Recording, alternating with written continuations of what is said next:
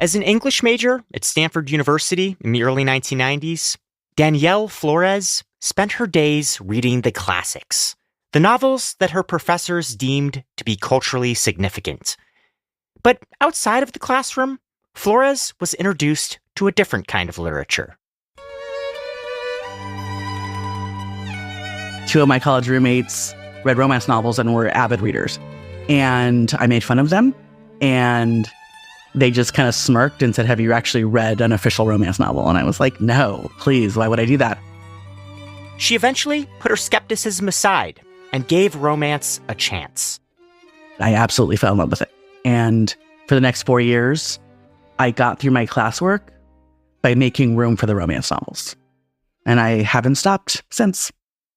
Today, Flores is a high school math teacher in the San Francisco Bay Area. She reads so many romance books that she has a spreadsheet to keep track of them all. On average, I probably read about 250 romance novels a year. Flores is one of the millions of readers who make romance books a $1.4 billion business. While the rest of the publishing market reels, physical sales of romance books are up more than 50% over the past year alone. You know, everybody wants to find the love of their life and live happy ever after. For the Freakonomics Radio Network, this is the economics of everyday things. I'm Zachary Crockett. Today, romance novels. The romance novel goes back a long way. The book that's often called the first modern English novel, Samuel Richardson's Pamela, published in 1740, is about the protracted courtship between a maidservant and her wealthy employer. But romance as a mass-market commercial industry didn't really take off in North America until the 1950s, with the Canadian publisher Harlequin. The company actually started as a multi-genre publisher, published everything from mysteries to cookbooks and westerns. That's Diane Moggy, Harlequin's vice president of editorial. One of the genres they added to their publishing list were romances that were published by a company in the UK called Mills & Boon. And very, very quickly, those romances became the bestsellers across the company. At first, Harlequin's romance line was pretty tame. That is, until the mid-70s, when a new wave of historical romance books arrived, soon to be nicknamed bodice rippers. The stories were often set in the Regency era, around the start of the 19th century, and featured descriptive erotic scenes, some of them non-consensual. Harlequin sold these books in places where women went to shop. You could walk into a supermarket or drugstore and find yourself face-to-face with an alpha male in a ruffled shirt, his eyes glinting at you from the cover of a paperback. By the end of the 1970s, Harlequin was selling more than 70 million of those paperbacks every year. Other publishers took notice, and a fierce battle erupted over readers' attention. It became known as the Romance Wars. Well, the Romance Wars was really, I think, a very exciting time. You saw a lot of different lines and imprints being launched by various publishers, which was fabulous for the writing community and fabulous for the reading community because there were so many more options to select from. But as in any war, there are casualties. Ultimately, there were two main players, Harlequin and Silhouette. In the end, Harlequin had a bigger budget and more legal manpower. It bought out Silhouette in 1984 and established a hold on traditional romance publishing that lasts to this day. The company is now a subsidiary of HarperCollins, and it puts out around 800 new romance titles every year. The bread and butter of its business model is what's known as category romance, and they come in just about every flavor you can imagine. In romance, everyone has their cup of tea. Someone out there is pouring it. You just got to find it. Danielle Flores started out reading historical romances. Rich dukes, horses and carriages, clothing with lots of buttons. Eventually, she branched out. You have paranormal romance. You have alien abduction romance. You have what's called monster romance. either monster to monster or human to monster, like orcs or, made up creatures, weird things like that. You have medical romances, you have teacher romances, which I tend to avoid. Brewery owners, NASCAR drivers, gargoyles, whatever your thing, someone has written a romance novel about it. The titans of the industry are constantly researching what their readers want. Their goal is to distill heartache, lust, and emotional turmoil into a science. But sometimes, even the publishers are surprised by the success of certain subgenres. The Amish romances that we publish are incredibly popular. Something else that's really resonating right now are books featuring canine units and dogs. Internally, we refer to it as dogs with jobs. If you have a dog on a cover, it's guaranteed to actually really perform well. Covers are important in every genre of publishing, but nowhere more than romance. In the 1990s, the beefy chest and flowing mane of a model named Fabio Lanzoni graced more than 450 romance book covers. He became a minor celebrity and a best-selling romance novelist himself. These days, romance covers are a little more varied. And with more subgenres now than ever before, the cover has become the publisher's greatest marketing tool. We try to help the reader understand immediately what story she's going to get. If she's got 10 seconds in front of a bookcase, we want those cues to be very immediate. Some stock images do get used over and over again in different contexts. So if I'm shopping by covers, I see the same guy that has a sword. He's in a bathtub. There's another person behind him now. So it's kind of funny. Romance fans like Flores notice things like that because they have an insatiable appetite for new books. Industry data shows that around half of all romance readers go through at least one novel every week. Some read as many as 30 a month. Moggy says the business model is closer to magazines than books. It's high volume and driven by subscriptions. We have an incredibly large and viable book club business where readers subscribe to a series and they can get 4 or 6 or 8 and multiple series delivered to their door in print form every month. To fill all of this demand, Harlequin has to find prolific writers. Extremely prolific writers. I'm just about to write a little paragraph to help celebrate an author who has just published her 175th book. That must be some kind of record. Believe it or not, we have someone who's written over 300. That's like writing one book every 2 months for 50 years straight. So that's a lot of books. The majority of these authors started out as romance readers first. I started writing when my kids were toddlers. They were 2 and 4, and I wrote during nap time. That's Brenda Hyatt, a romance author based in Key Largo, Florida. What I wrote were, I guess you'd call them the shorter, sweeter, traditional Regency romances. So there was nothing sexy about the books, really. It was more comedy of manners and that sort of thing. As a reader of Harlequin and Silhouette books, Hyatt noticed that they all followed the same structure. A woman meets a potential mate, tension builds, there's a catastrophic conflict in the third act, there's a grand gesture by which the hero regains the heroine's trust. And then, most importantly, there's got to be a happy ending. Hyatt studied this structure and went on to publish 6 historical romance books with Harlequin. The money wasn't as good as she thought it would be. I still have a framed photocopy of my very first advance check, and it was $3,000, and then royalties would be based on the cover price and books sold. For a $3.99 book, I got, no more than 20 cents per book. Most people had no idea. They assumed that, if you were a published author, you were rolling in dough. That was so not true.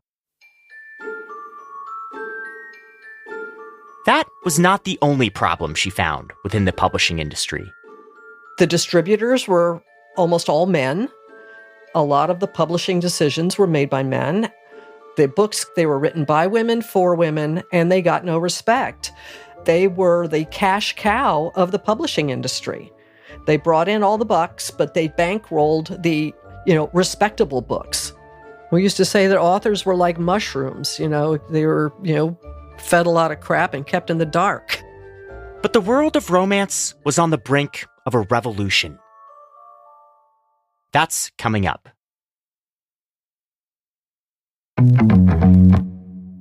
By the early 2000s, ebooks and self-publishing started to take off. And romance authors were some of the first to take advantage of this new technology without the support of a publishing company. Brenda Hyatt bought the rights to her old books back and decided to republish them herself as ebooks. It transformed her career.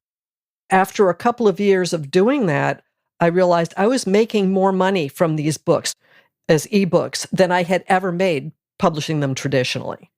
E-publishing has created this long tail for backlist, and books can keep selling and selling and selling. Hyatt went from earning 6% royalties on her books when they were sold through bookstores to 70% when they were sold in electronic format through Amazon. One of the books she resurrected even became a New York Times and USA Today bestseller, 17 years after it was first published. And she wasn't alone in her success. I know quite a few self-published seven-figure authors. The profit margin is, much higher on ebooks because there are no print costs. And the funny thing is, you go looking online for statistics, and it looks like ebooks are not a big deal. And that's because all those statistics come from traditional publishers. The self-published books are not included in those statistics. And so in that sense, they're almost invisible to the financial world. But, a lot of authors are really making bank, and they're kind of flying under the radar. A recent survey from the Authors Guild found that romance writers across the publishing industry earned a median income of about $32,000 from their books in 2022. That's more than 3 times in any other genre. Nearly 1 in 5 authors brings in 6 figures a year, largely thanks to the favorable economics of self-publishing. One of those authors is Delaney Diamond. She has self-published more than 50 books in 13 years. Now you can actually make a living at writing through self-publishing, so it's a totally different game. Diamond's work taps into a trend. Romance books, especially those that are self-published, have gotten spicier. There's no formal rating system for the heat level of a book. But on a scale of 1 to 10, where 1 is vanilla and 10 is wildly pornographic, Diamond says her work is a 7. Usually in the romance that I write, which is steamy romance, there's at least one sex scene. I try to drop that somewhere around the middle, because if you wait too long, people don't like that. Start losing patience. Yeah, it's like, come on, do it already. It's sort of middle of the road sex. I just try to find different ways to add variety for the reader and, have them do it in different places, for example, not just in the bed, in the car or something against the wall. For Diamond, writing romance is much more than a study in sensuality. It's a fight for representation and identity. She grew up in the Virgin Islands and first encountered romance novels in a local library. I just fell in love with the stories, and they were kind of achy and all the yearning and all of that. So I read pretty much everything that was there at the library. But Diamond noticed that none of the women in these books looked like her. All the books had only white characters. I didn't know it at the time, but I wanted something else. And when I was 14, I wrote my first romance novel and I shared it with my friends, and I made the heroine Black. What was the title? Captured Heart. Captured Heart.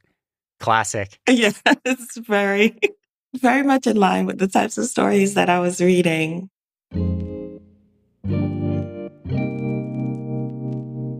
Diamond later moved to the US, went to college, and got an office job. In her spare time, she continued to write romance novels. But an editor at a traditional publisher told her there was no market for her work. The series that I wanted to work on was Black romance. And Black romance is when both the leads are Black. And she claimed at that time that Black romance doesn't sell, which I knew was not correct because I read it and I knew that there were a lot of readers of it. People of color account for around 23% of romance readers, but less than 8% of published romance authors. Brenda Hyatt says that many Black authors who did work in traditional romance publishing were constrained. I mean, I knew Black authors who were not allowed to write Black characters. You know, they had to write white characters if they wanted to sell books, period. And if they did write an ethnic romance, it got shelved in the little ethnic section of the bookstore. The traditional publishing industry has made efforts to level the playing field in recent years. Harlequin has launched mentorship and scholarship programs to recruit authors with diverse backgrounds. And editors across all categories are looking for books that feature a wider representation of characters. Danielle Flores has noticed some progress. Queer romance has come into its own. You see more of that. So that's refreshing. Much of the call for change has come from the readers themselves. The genre has found a new market on TikTok, where millions of fans search for videos with hashtags like spicy talk, forbidden love, and billionaire romance. There are Facebook groups, podcasts, YouTube channels, and dozens of conferences where fans like Flores can convene without judgment. It's fun to be in a place where no one's going to snicker. Everyone's going to be like, I read that too. That was a crazy scene. And, you know, the aliens were blue and we're on an ice planet and it's fantastic, right? That open-mindedness has helped make romance novels a billion-dollar industry. Even so, the genre still faces a fight for broader societal acceptance.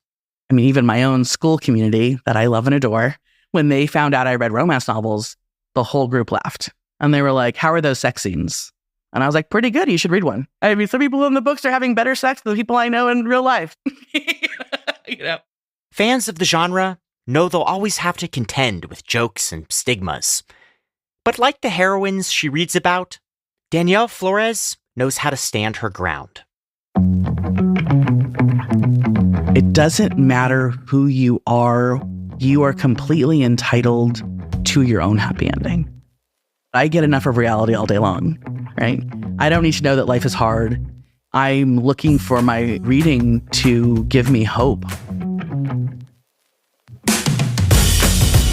For the Economics of Everyday Things, I'm Zachary Crockett. This episode was produced by Sarah Lilly and mixed by Jeremy Johnston. We had help from Julie Canfer and Daniel Moritz-Rapson.